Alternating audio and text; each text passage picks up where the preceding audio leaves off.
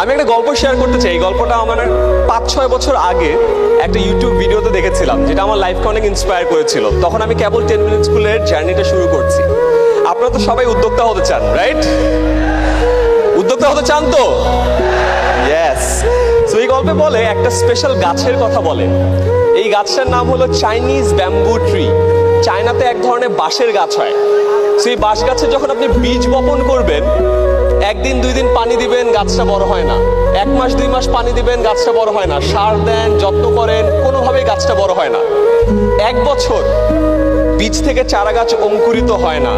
2 বছর, 3 বছর, 4 বছর পর ফাইনালি ওই বীজ থেকে অঙ্কুরিত হয়ে চারা গাছটা মাটির উপরে ওঠে এবং এরপরে মাত্র 4 সপ্তাহে চারা গাছটা 90 ফুট লম্বা বাঁশের গাছ হয়। কয় ফুট?